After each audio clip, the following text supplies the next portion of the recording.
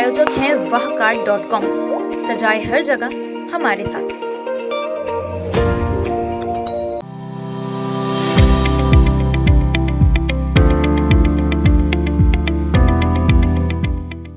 कि 35 की स्पीड में एक आ रहा है जिसमें झोपड़ी नहीं गिरती, उसमें 40 फीट की दीवार अपने बीम और कॉलम के साथ गिर गई। पूरे बांस का स्ट्रक्चर लगा हुआ था उसके साथ गिर गई और शहर की सरकार बोलती बिजली गिरी। इस शहर के मेयर को इतना अभिमान हो गया अपने आप पे। निगम प्रशासन, निगम के अधिकारी, महापौर और उनके पार्षदों को उसका जवाबदार मानता हूं। 2500 कर्मचारियों का 5-10 साल के अंदर का 11-12 साल के अंदर का लगभग 56 करोड़ रुपए का पीएफ का पैसा गया कहां? वो 165 करोड़ 96 लाख और 47 लाख करोड़ रुपया आपका संचित निधि का पैसा, वो पैसा गया कहां? आज आप बताइए, शहर सरकार आपकी, पिछली सरकार आप ही और अभी भी हो, ये 200 से 250 करोड़ रुपया गया कहां गया वो पैसा? वो गरीबों का, मजदूर का पैसा जो सुबह 6 बजे से सफाई कर्मचारी काम करते हैं। केवार की गाड़ियां मिली किसी फार्म हाउस में, शहर सरकार देखते रह गई। जिसके फार्म हाउस में मिला उसने बोला कि महापौर जी ने गाड़ी रखवाई है। रातों रात उस नाली का नक्शा इंजीनियर चेंज कर देता है और नाली को ट्रांसफर इधर करवा देता है।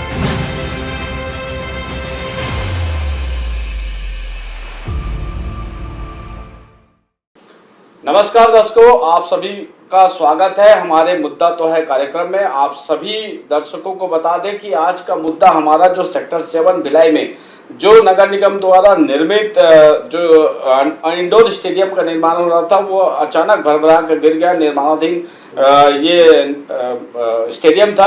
आज हमारे साथ हमारे मुद्दा तो है चर्चा में वरिष्ठ पत्रकार अरविंद सिंह मौजूद है और नेता प्रतिपक्ष नगर निगम के भोजराज सिन्हा जी भोजू।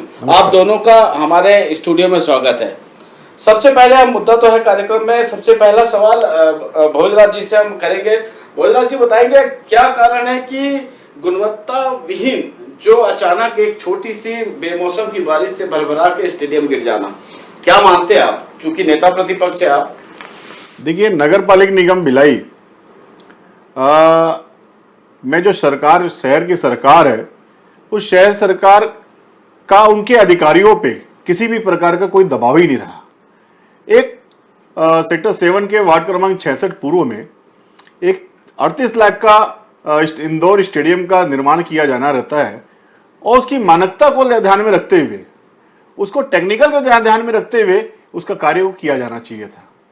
सर्वप्रथम सतीश जी, मैं आपसे बताना चाहता हूं कि जिस क्षेत्र में हाईकोर्ट का आदेश है कि बिना मध्य प्रदेश शासन काल के हाईकोर्ट का आदेश है, जिसकी कॉपी आप मुझे बोलेंगे मैं आपको उपलब्ध करा दूंगा, कि बीएसपी के क्षेत्र में किसी भी प्रकार का विकास कार्य करने से पहले आपको वहां की एनओसी लेनी है।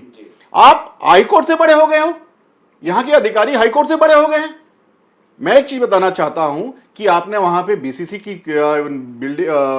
भिलाई स्टील प्लांट से आपने एनओसी ली क्या? और ली तो वो जारी है क्या, चालू है क्या? वो एक्चुअल में उनकी वो स्थिति अब बीएसपी जानेगी और वो शहर सरकार जानेगी। भारतीय जनता पार्टी के हम पार्षद हैं, हमारी भूमिका जो होगी वो रहेगी। दूसरी बात, विकास कार्य चालू हो रहा है। आप कल देखे होंगे पूरे मीडिया के साथी और पूरे भिलाई के प्रबुद्ध जाके देखे, वहां पे जहां पे 25 mm की राड होना चाहिए, जहां पे 20 mm की राड होना चाहिए, वहां पे 10 mm की राड से 8 mm की राड से काम कर चलाया जा रहा है।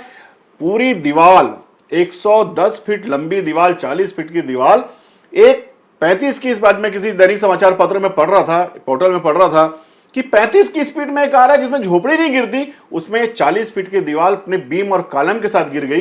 पूरे बांस का स्ट्रक्चर लगा हुआ था उसके साथ गिर गई और शहर की सरकार बोलती बिजली गिरी। भैया वो बिल्डिंग पीछे का इंडोर स्टेडियम के नीचे धसक गया है। तो उसके बाद मैं जब वहाँ तत्काल पहुँचा, मैं घर से निकल के पहुँचा तो वहाँ पे लेबर थे, उसके अलावा वहाँ चाय और पी रहे थे बहुत लोग। बोले भैया जोर से बिजली खड़की, उसके बाद हवा चला, बिजली खड़की, उसके बाद फट से बिल्डिंग पीछे का भाग धसक गया। बोले भैया जोर से बिजली खड़की, उसके बाद हवा चला, बिजली खड़की, उसके बाद फट से बिल्डिंग पीछे का भाग धसक गया। अरे बिजली गिरती तो कम से कम वहां आग लगता, बांस होती, दरार आती, आजू बाजू की दीवार आती, कहीं पे भी कुछ नहीं है। कुछ ना कुछ यहाँ पे एक काला बाजारी और भ्रष्टाचार समझ में आ रहा है। सतीश जी, भ्रष्टाचार का जीता जागता प्रमाण दिख रहा है आपके सामने। आप लोगों ने हर एंगल से इसको अभी दिखाया है वीडियो में। और ये जो देख रहे हैं 35 फीट का दीवार 8 इंच जो गुणवत्ता विहीन है, पता नहीं कौन सा इंजीनियर है, किस इंजीनियरिंग कॉलेज से पास में इसके अधिकारी, ऊपर से 10 mm का राड लगा इसमें। हम लोग छोटा सा घर बनाते हैं उसमें भी गुणवत्ता युक्त राड लगाते हैं, मोटाई का ध्यान रखते हैं, लेकिन ये देखिए 10 mm का राड। उसके बाद दीवार खड़े होते जा रहा है, खड़े होते जा रहा है। यहाँ का पार्षद बहुत जागरूक पार्षद है, बड़े घमंड से बोलते हैं हमारे जैसा पार्षद कोई नहीं है, हमारे जैसा महापौर कोई नहीं है, हमारे जैसा विधायक कोई नहीं है, हम लोग जागरूक हैं। एक ठेकेदार मात्र, सारे ठेकेदार एक ही ठेकेदार करेगा सारा ठेका, एक या दो इनके चहेते हैं वो, और उनके आड़ में ये लोग ठेकेदारी कर रहे हैं, जिसका प्रमाण दिख रहा है।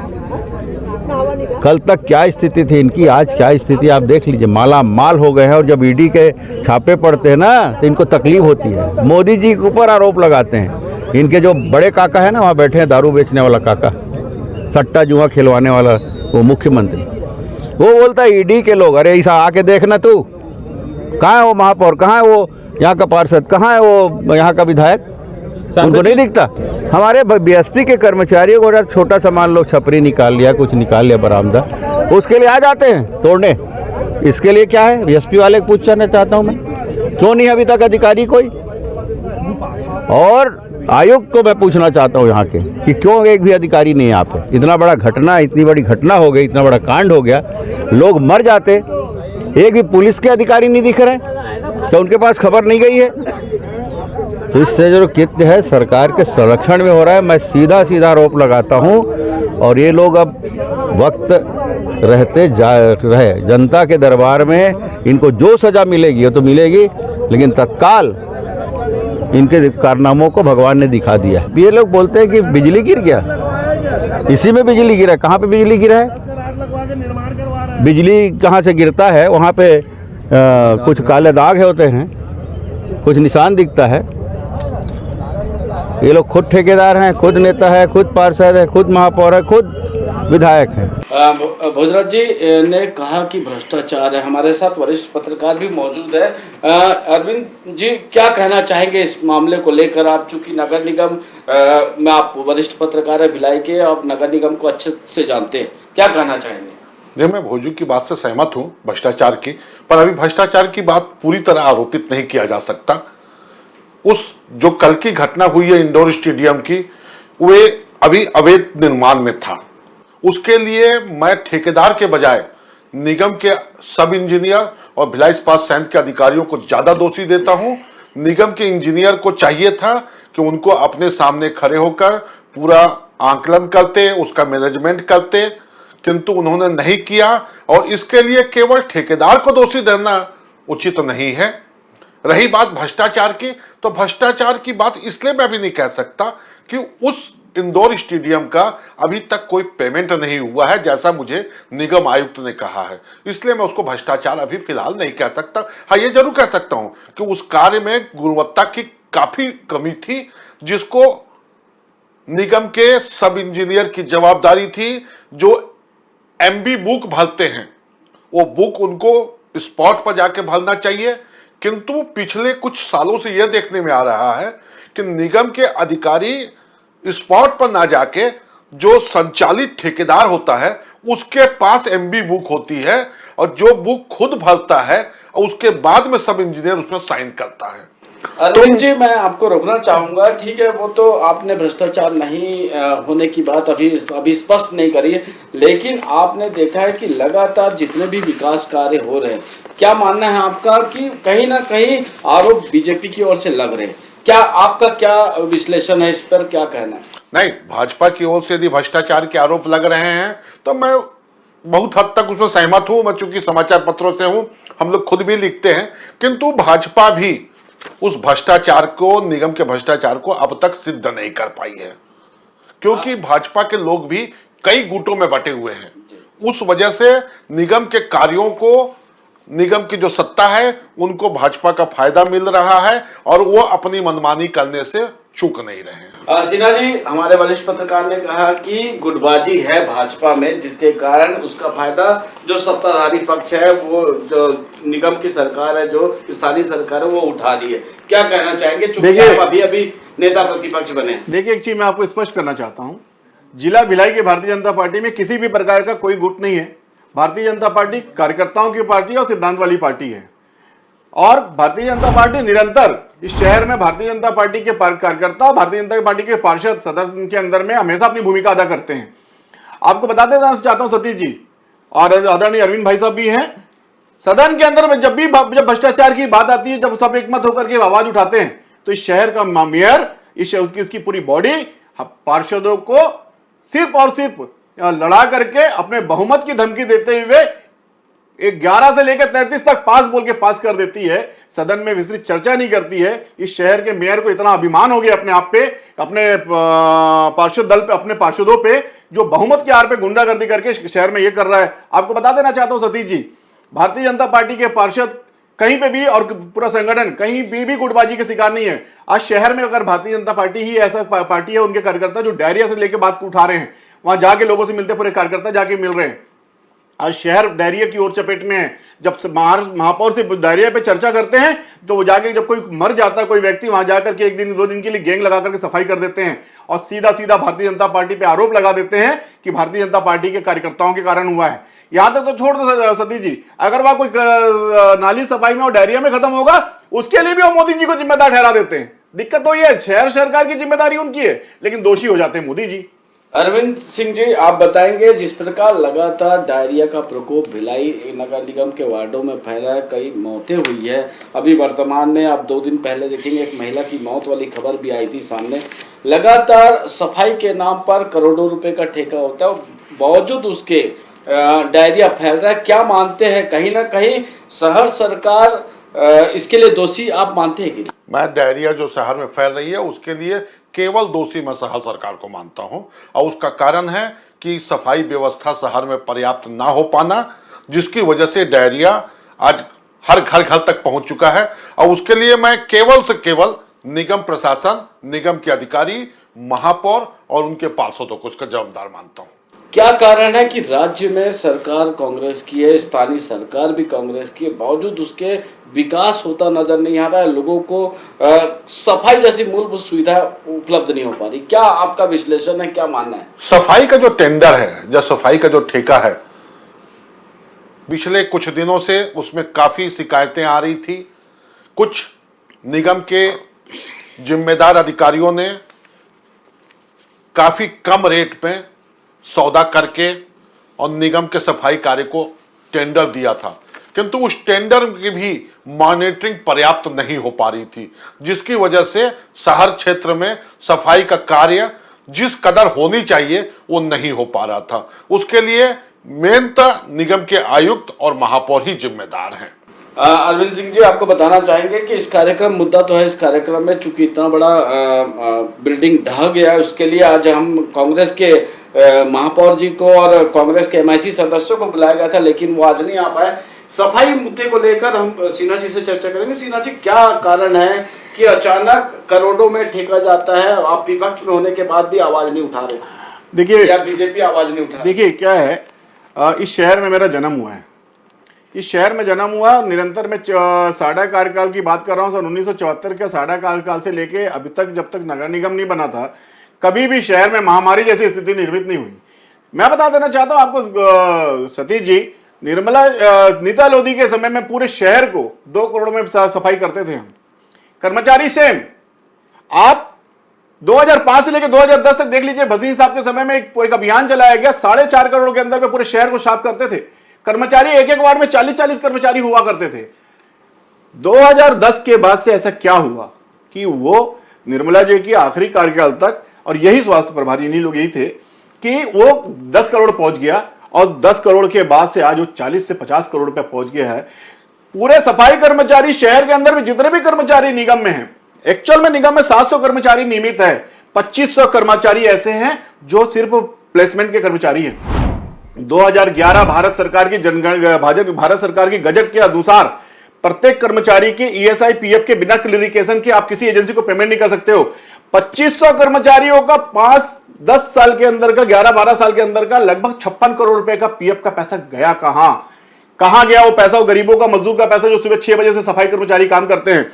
कुछ दिन पहले आप सफाई की बात आ रही, कुछ दिन पहले आपने देखा होगा ये केवार की गाड़ियां मिली किसी फार्म हाउस में, शहर सरकार देखते रह गई। जिसके फार्म हाउस में मिला उसने बोला कि महापौर जी ने गाड़ी रखवाई है, ये महापौर जी की गाड़ियां हैं। लेकिन क्या हुआ?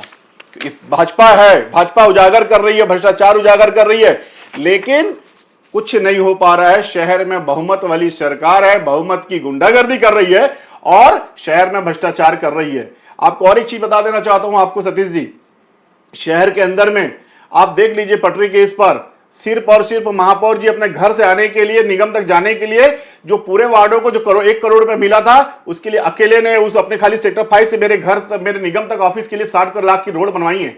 अंदर स्लम बस्ती के अंदर में रोड नाली बननी थी, रातों रात उस नाली का नक्शा इंजीनियर चेंज कर देता है और नाली को ट्रांसफर इधर करवा देता है।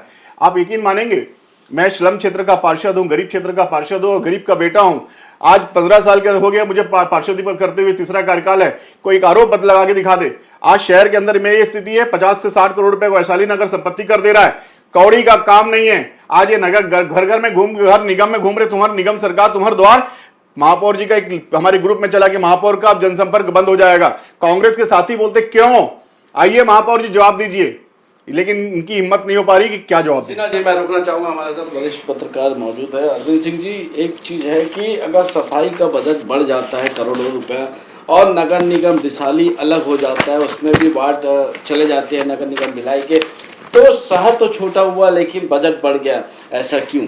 आपका देखिए, सबसे पहली बात है कि नगर निगम में सफाई नहीं हो पा रही है और उसका बजट बढ़ रहा, तो उसका मेन कारण है कि निगम में कोई भी स्वास्थ्य अधिकारी नहीं है।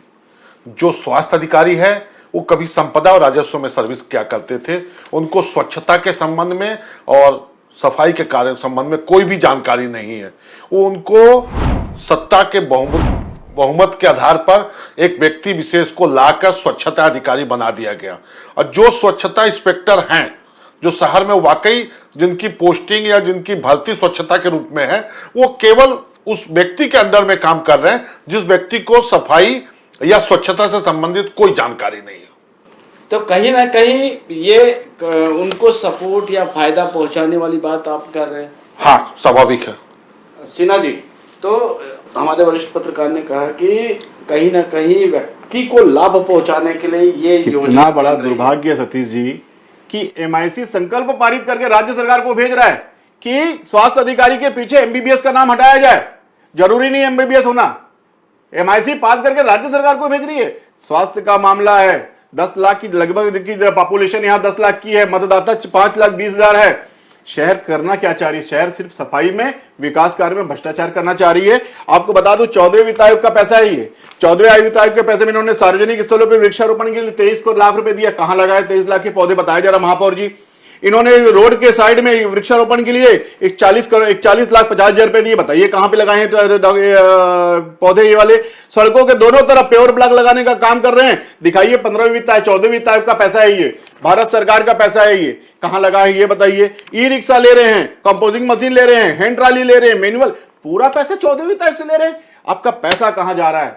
जो शहर सरकार 2014-15 निर्मला जी यादव जी के समय में, साक्ष्य मेरे पास, जो सरकार निर्मला यादव जी के कार्यकाल में आखिरी बजट थी सभापति राजेंद्र अरोड़ा जी की, उस समय नगर निगम के फाइनेंशियल स्टेटमेंट में लिखा हुआ 165 करोड़ 96 लाख रुपए आपके अकाउंट में है। वो 165 करोड़ 96 लाख और 47 लाख करोड़ रुपए आपका संचित निधि का पैसा, वो पैसा गया कहां? आज आप बताइए, शहर सरकार आप ही, पिछली सरकार आप ही और अभी भी हो, ये 200 से 250 करोड़ रुपया गया कहां? अरविंद सिंह जी, आपके ब्रेक के जाने के पहले सिन्हा जी ने बताया कि 14वें वित्त वर्ष का पैसा अनाप शनाप पैसा खर्च हुआ है, वो कहाँ गया है किसी को पता नहीं। इस पर क्या आपका विश्लेषण है? देखिए सतीश जी, पहले तो मैं बता दूं कि भिलाई नगर निगम को 25 साल का इतिहास हो गया। 1998 में 1 नवंबर को नगर निगम का गठन हुआ था। ये दुर्भाग्य है 25 साल में कभी भी निगम में स्वच्छता अधिकारी का कोई भी व्यक्ति पद नहीं रहा। जितने भी स्वच्छता अधिकारी रहे वो कोई भी स्वच्छता अधिकारी का मापदंड का पालन नहीं किया है, जिसकी वजह से आज हम सफाई के मामले में पूरे देश में पिछड़ रहे हैं। हमारे पड़ोस में ही मध्य प्रदेश का इंदौर है जो हमेशा सफाई के नाम पर नंबर 1 का पुरस्कार ले जा रहा है, किंतु हम 10 की दौड़ में भी सफाई के शामिल नहीं हो पा रहे हैं। यदि सफाई के लेकर केंद्र की कोई टीम आती है तो नगर निगम के अधिकारी उन्हें नगर निगम का क्षेत्र छोड़ के टाउनशिप का इलाका घुमाते हैं, जो टाउनशिप में सफाई का कार्य बीएसपी का कार्य है, जहां बीएसपी की सफाई कार्य होता है। उसके आधार पर हमें जो भी रेटिंग मिलती है नगर निगम को, वो टाउनशिप के आधार पर मिलती है। यदि हम भिलाई की सफाई के कार्यों को केंद्रीय अधिकारियों को दिखाएंगे तो हम कभी भी उस रेटिंग में शामिल नहीं हो पाएंगे। रही बात 14वें वित्तीय आयोग के समय जो आंकड़ा जारी किया गया था, जैसे पेवर ब्लॉक लगाने का कार्य टाउनशिप में, उसकी कोई आवश्यकता नहीं थी। पेवर ब्लॉक लगाना था तो आपको नगर निगम क्षेत्र में लगाना था। आज ऐसे ऐसे स्थानों पर पेवर ब्लॉक लगा दी गई है जहां जिसकी कोई भी आवश्यकता ही महसूस नहीं है। और इतना ही नहीं, पेवर ब्लॉक लगाने के बाद 6 महीने के बाद उस पेवर ब्लॉक को निकाल के फिर दूसरा टेंडर हो जाता है और पेवर ब्लॉक लगा दिया जाता है, जिस पर 427 लाख 52 हजार का बजट है। इस बजट को हम अन्य विकास कार्यों में भी खर्चा कर सकते थे। सेक्टर 2 का मेरे पास उदाहरण है, सेक्टर 4 का उदाहरण है, सेक्टर 6 का उदाहरण है कि जहां एक ही इलाके में 2-2, 3-3 बार पेवर ब्लॉक लगा है। वृक्षारोपण पूर्व में कितने वृक्षारोपण हुए हैं इसका आंकड़ा नगर निगम के पास आज तक नहीं है। ये जितना फंड वृक्षारोपण के नाम पर होता है, नगर निगम में केवल कागजों में वृक्षारोपण होता है। तो कहीं ना कहीं आप मान रहे हैं कि ये वृक्षारोपण या पेवर ब्लॉकिंग के नाम पर सीधा भ्रष्टाचार अधिकारियों द्वारा किया गया। इसमें मैं सहमत हूं और इसको कहने से कोई बात नहीं है कि इसके लिए पूरी तरह निगम के अधिकारी ही जिम्मेदार हैं। अरविंद सिंह जी, मेरा दूसरा सवाल आपसे है, चूंकि आप विश्लेषक बन के आप यहाँ पर आए हैं, नगर निगम को अच्छे से जानते हैं। अब तक किसी भी कर्मचारी का नियमितीकरण नहीं हुआ, उनको वेतन नहीं मिला, क्या कहना चाहेंगे इस पर? उसके लिए मननगर शहर सरकार की कमजोरी को उजागर करता है कि शहर सरकार की कमजोरी है। अन्यथा जिस प्रकार से कांग्रेस की सरकार थी, 4 साल में शहर सरकार चाहती तो उन कर्मचारियों का भला हो जाता और उनकी नियमितीकरण हो सकती थी। पूर्व की भाजपा सरकार में जो डेली वेजेस कर्मचारी थे, उनका उस समय की तत्कालीन महापौर ने भाग दौड़ करके और अपने सत्ता के बल पर उन सभी कर्मचारियों का नियमितीकरण कराया था। किंतु इस सत्ता में जो शहर की सरकार है, उन कर्मचारियों के भविष्य के विषय में कुछ नहीं सोचती, केवल अपना और अपने समर्थकों की सोच रख रही है। भोजराज जी, हमारे वरिष्ठ पत्रकार ने कहा कि जो स्थानीय सरकार है केवल अपने लोगों का हित कर रही है, जो मजदूर है, जो जिनकी नियमितीकरण होना है वो नहीं हो रहा है। तो आप विपक्ष में हैं, ये मुद्दा लेकर आप मुख्यमंत्री से या राज्यपाल जी से क्यों नहीं मिले? देखिए क्या है कि कर्मचारियों का नियमितीकरण वाली जब बात आ रही है तो ये नगर निगम का दुर्भाग्य है, जैसे कि आदरणीय भाई साहब ने, अरविंद भैया ने कहा कि पूर्व की भाजपा कार्यकाल में किया गया। आप के राज्य में आपके मुख्यमंत्री है, नगरीय निकाय मंत्री है, आप स्वयं महापौर हैं। महापौर जी, आप उठिए तो सही, सेक्टर 5 से बाहर जाइए तो सही। आप घर से 2 बजे निकलते हैं और एटीएम पहुंच जाते हैं नगर निगम भिलाई, और यहां से 8 बजे घर जाते हो, रात के 2 बजे सोते हो। पूरा भिलाई देख रहा है आपको। आपने भिलाई, आज आपके यकीन मानिए, आप नगर निगम के अधिकारी कर्मचारी इतने भयभीत हैं इनके साथ काम करने में, कब इनको अमर्यादा का शिकार होना पड़ेगा इनको पता भी नहीं चलेगा कि इनके साथ में कौन सी अमर्यादा का इस्तेमाल हो रहा है। जब मेरे यहाँ पे कोई अधिकारी घूमने आता है और साथ में कोई आते, अधिकारी पढ़ लिख करके बना है, निश्चित पढ़ लिख के बना। हम जनप्रतिनिधि, उनका सम्मान से बात करना चाहिए, क्योंकि हमारे जैसे बहुत सारे लोग उनके साथ काम करते हैं। जनप्रतिनिधि का काम होता है कि अपने किसी भी नागरिक से हो चाहे अधिकारी से हो, सम्मान से बात करें। लेकिन शहर सरकार इतनी अमर्यादित हो गई है कि यहाँ के अधिकारी और कर्मचारी भी इनके भय में काम कर रहे हैं। हमारी तो छोड़ दीजिए सतीश जी, इनके अपने पार्षद इनके भय में काम करते हैं। लोग बीच में आप सुने होंगे कि वैशाली नगर को नगर निगम बनाया जाए, सबसे ज्यादा राजस्व देने वाला नगर निगम है सर। और यहाँ का काम नहीं होना तो यहाँ के खुद के पार्षद जब बात किए कि वैशाली नगर को नगर निगम बनाया जाए तो उनको डरा करके धमका करके उनको शांत कर दिया गया और उनके किया गया। ये शहर सरकार कहीं भी नहीं है, इस शहर सरकार का मनसा ही नहीं है कि शहर में काम हो। शहर में आपको बता दे रहा हूं सतीश जी, अभी नियमितीकरण की आड़ में ये पूरे शहर में ताला लगा रहे हैं, ब्रिटिश शासन लगा रहे हैं ये। और जिनका मकान है आप शिविर लगाइए ना, आप एकदम क्या हुआ, नियमितीकरण से राज्य सरकार ने एक कमेटी बनाई हुई है, पूरे छत्तीसगढ़ में नियमितीकरण के लिए लोगों के यहाँ ताला लगा रहे हैं। अरे ताला लगाने का अधिकार किसने, अधिकार आपको ताला लगाने का है, लेकिन जाति करने का और अंग्रेज ब्रिटिश शासन काल लगाने का नहीं है। महापौर जी क्यों ताला लगवा रहे लोगों के घर में? महापौर जी आए यहाँ जवाब दे कि लोगों के दरवाजा दुकान कमर्शियल कॉम्प्लेक्स में और लोगों के घर में ताला लगाने का काम कर रहे हैं क्या? भिलाई की जनता आपको मेयर इसलिए बनाई है क्या कि लोगों के यहाँ ताला लगाएंगे आप? आपको बता दे रहा हूं सतीश जी, कहीं पे भी मैंने हाईकोर्ट लगाया है इस मामले को लेकर के कि नगर निगम अधिनियम 1963 की धारा 308 ये बोलती है कि नगर निगम का प्रत्येक जमीन पे अधिकार नगर निगम का होगा। भारत सरकार के 74वां अध्यादेश में बोले कि लोकल गवर्नमेंट की पूरी भूमि होगी, लेकिन यहाँ की राज्य सरकार की मंशा साफ साफ है शहर सरकार को लूट के लेके जाने की। 1984 के अधिनियम के तहत, भूमि अधिग्रहण के तहत उन्होंने लगाया है और उसमें साफ साफ लिखा होगा, आपको दिखा दे रहा हूं कि आप न्यायालय नहीं जा सकते। आप इस विधेयक को लेकर प्रावधानों के सहित आदेश विरुद्ध किसी न्यायालय में नहीं जा सकते, लेकिन न्यायालय नहीं जा सकते, उच्च न्यायालय जा सकते हैं। और मैं उच्च न्यायालय गया हूं और पूरे शहर में जो नियमितीकरण हो रहा है उसका पूरा पैसा राज्य सरकार लेना चाह रही है, जोर जबरदस्ती करके लेना चाह रही है, डंडा मार के लेना चाह रही है। लेकिन भिलाई के पूरे पार्षद, भिलाई की जनता नगर निगम का घेराव करेगी और इसी प्रकार से तालाबंदी चलती रही। तो हमारे साथ वरिष्ठ पत्रकार अरविंद सिंह जी, आपने देखा होगा कि नगर निगम भिलाई का राजस्व तो बढ़ा है, लेकिन अवैध प्लाटिंग की शिकायतें बहुत मिली है। क्या लगता है कहीं ना कहीं नगर निगम के जो वरिष्ठ अधिकारी है, जिसे आयुक्त हम कहते हैं, आयुक्त या महापौर, कहीं ना कहीं संरक्षण उनको मिल रहा है? देखिए, जो अवैध प्लाटिंग हुई है या जो अवैध निर्माण हुआ है उसके लिए निगम के अधिकारी सिर्फ दोषी हैं। आज उनका अनियमितीकरण के नाम पर अनाप शनाप राशि वसूलना और उनको ताला लगाना गैर वाजिब है। और इसके लिए मैं शहर के जनप्रतिनिधियों को भी दोषी ठहराता हूं कि उनको भी इन सब चीजों का विरोध करना चाहिए, किंतु वो संयुक्त रूप से आके इसका विरोध नहीं कर पा रहे हैं। जब बिल्डिंग परमिशन मिला था, जितने का बिल्डिंग परमिशन मिला था, क्या कोई अधिकारी गया कि उसके बिल्डिंग परमिशन मिला है उतना निर्माण हुआ कि नहीं हुआ? उस आदमी को बिल्डिंग कंप्लीट होने का प्रमाण पत्र किस आधार पर दे दिया गया? आज जगह जगह पर अवैध कब्जे हटाए जा रहे हैं। ये किसके सह पर अवैध कब्जे हो रहे हैं? केवल निगम के अधिकारियों के सह पर अवैध कब्जे हो रहे हैं।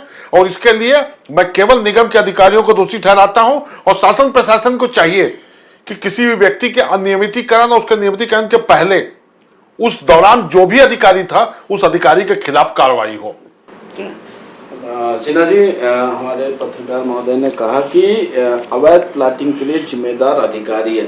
चूंकि आप विपक्ष में, जब तक विपक्ष मजबूत नहीं रहेगा तब मुद्दे सामने नहीं आएंगे, तो अवैध प्लाटिंग के खिलाफ आप लोग क्यों नहीं? निरंतर नगर निगम के अवैध प्लाटिंग पे, कार्रवाई पे, कहीं पे भी अधिकारियों के साथ में खड़े रहने का काम भारतीय जनता पार्टी ने की है। कहीं पे भी अवैध प्लाटिंग आप बता दीजिए, किसी प्रिंट मीडिया, इलेक्ट्रॉनिक मीडिया, किसी भी आंदोलन या कि कहीं पे भी कि अवैध प्लाटिंग में भारतीय जनता पार्टी ने विरोध किया है। नगर पालिक निगम अधिकारियों का दायित्व है, भाई साहब ने कहा कि नगर निगम के अधिकारियों का दायित्व है, लेकिन मैं बोलता हूं कि जब कार्रवाई होती है उसके बाद अचानक फिर प्लाटिंग कैसे चालू हो जाती है? आप वहां जाकर के तोड़फोड़ कर देते हो, सब कर देते हो, फिर उसके बाद एक समझौता होता है और समझौता के तहत शहर सरकार और शहर सरकार के ऊपर में जो आका बैठे हुए हैं, इस शहर के अंदर में जो संचालन कराने का काम कर रहे हैं, वो समझौता करके एक मोटी रकम के आधार पे फिर से उनको ये कर देते हैं। आपको बता रहा हूं सतीश जी, नियमितीकरण की बात चल रही थी, शहर के प्लॉटों के नियमितीकरण किया जाना है। आपको बता दूं,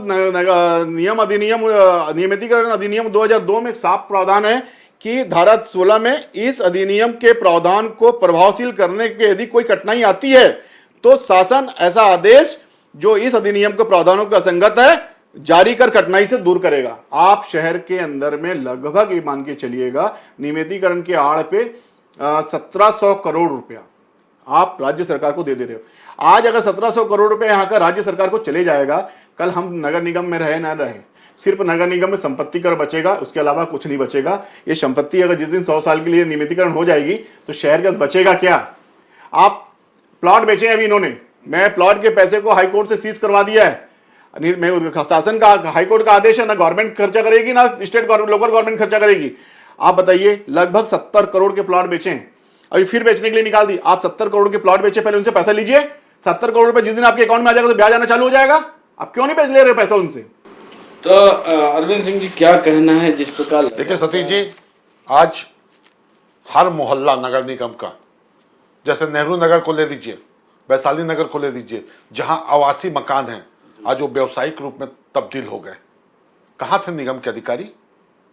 क्यों नहीं उस पर रोक लगाई गई? मतलब जिस प्रकार इस निगम के जो अधिकारी हैं, चाहे वो वर्तमान जिलाधीश हो या निगम आयुक्त हो या शहर सरकार हो, भिलाई के विकास के विषय किसी की सोच नहीं है। संवेदनशील मुख्यमंत्री के 4.5 साल के कार्यकाल में दुर्ग जिले के भिलाई का विकास ना हो पाना सिर्फ शहर सरकार और निगम के अधिकारी दोषी हैं। आज आप 4 लेन को देख लीजिए। आज हिंदुस्तान का पहला शहर है भिलाई, जहां शहर के बीच से 4 लेन जाता है। आज 5 साल हो गए 4 लेन का काम चालू हुए, आज तक वो काम कंप्लीट नहीं हो पाया। कई दुर्घटनाएं हो रही हैं, लगातार मौतें हो रही हैं, और जाके उनको मुआवजा देकर अपनी छुट्टी पा रहे हैं अधिकारी वर्ग। क्यों ना उन पर सख्ती के साथ पेश आके, क्या कारण है कि आज तक काम कंप्लीट नहीं हो पा रहा है, जबकि केंद्र सरकार का पूरा पैसा आ रहा है। अभी हाल में 2-3-4 दिन, 1 हफ्ता पहले सुपेला चौक में एक एक्सीडेंट हुआ, एक नींबू का व्यवसायी मर गया। उस दिन कलेक्टर साहब आए देखने, उस दौरान उन्हें पता चला कि ओवर ब्रिज के बीच में काफी गैप है। आप उसे टेक्निकल गैप बता रहे हैं। आज तक आपने क्या किया, क्या निरीक्षण किया? जिलाधीश महोदय, आप कुम्हारी से लेकर और नेहरू नगर तक 4 लेन का निरीक्षण कर रहे हैं, इस दौरान आपको कभी गैप नजर नहीं आया। उस दिन केवल आपको गैप नजर आ गया, और आप डेट पर डेट दे रहे हैं कि इस तारीख तक ये 4 लेन चालू हो जाएगा, क्योंकि आपको उन मार्गों से नहीं गुजरना है। जो लोग गुजरते हैं इन सड़कों से, वो इस बात को कहते हैं कि रायपुर से भिलाई यदि कोई आदमी आ जाता है तो उसका परिवार अपने को सुरक्षित मानता है।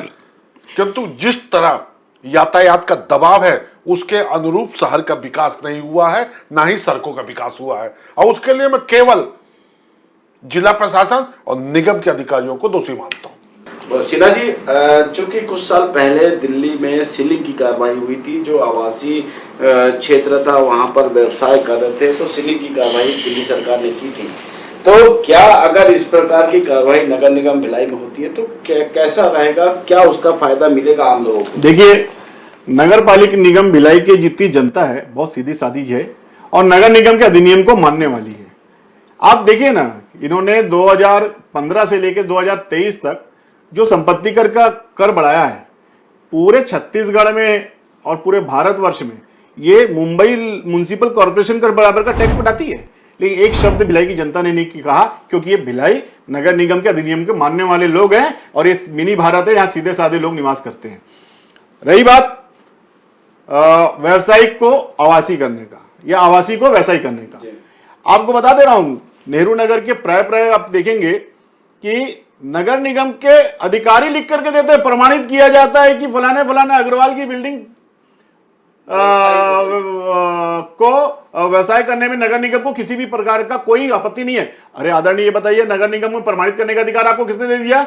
इस शहर में, इस देश में सिर्फ और सिर्फ अगर प्रमाणित करने का अधिकार किसी के पास है तो जनप्रतिनिधियों के पास है, किसी अधिकारियों के पास नहीं है।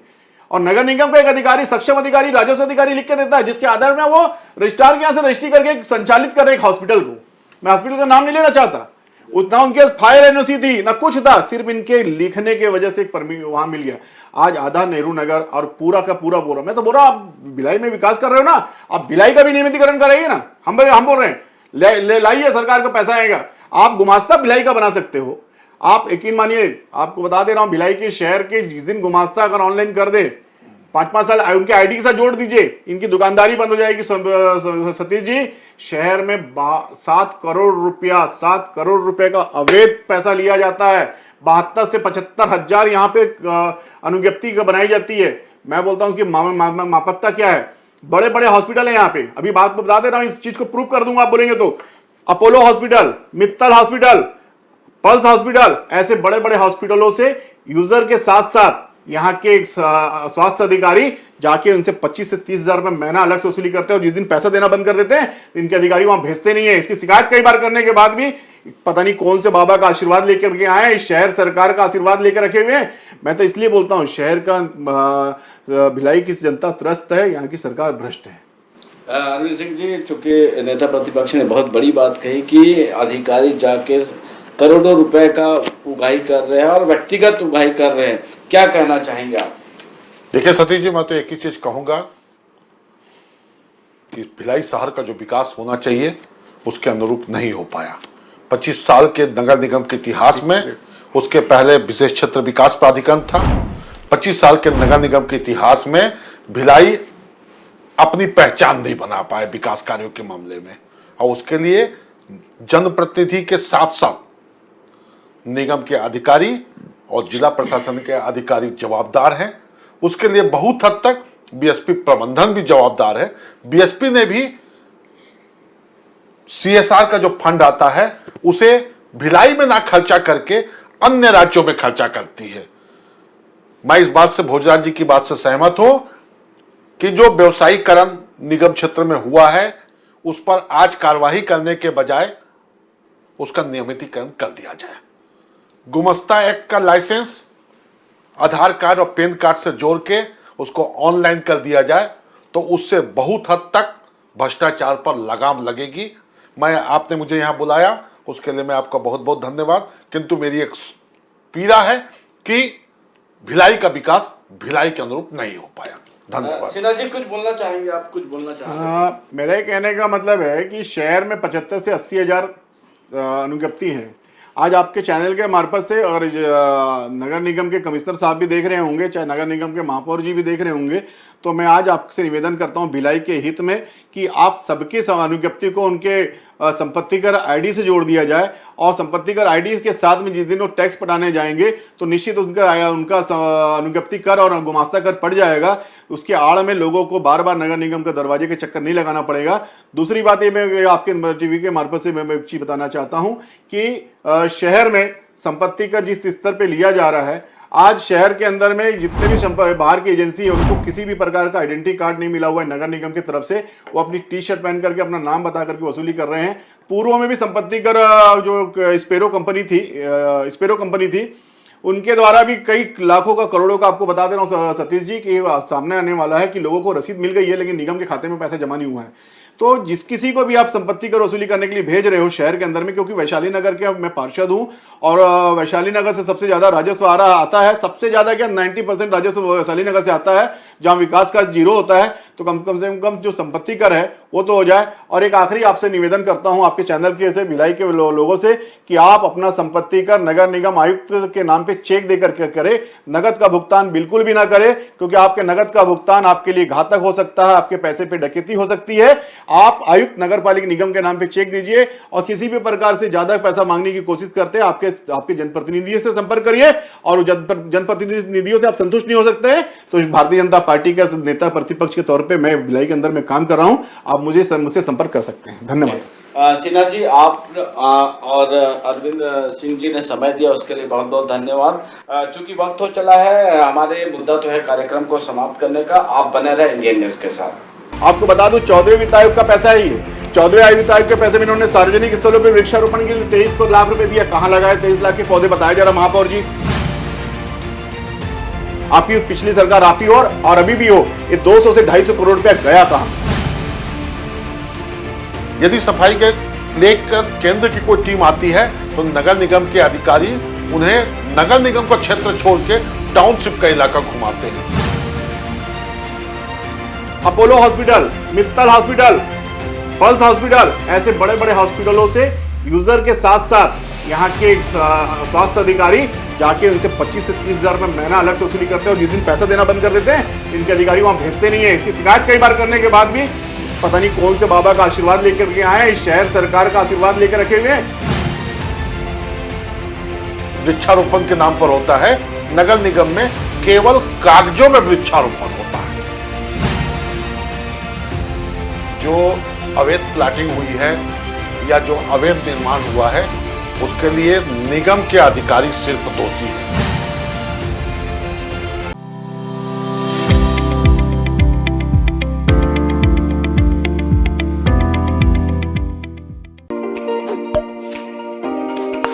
प्रोग्राम के प्रायोजक थे wahcard.com। सजाए हर जगह हमारे साथ।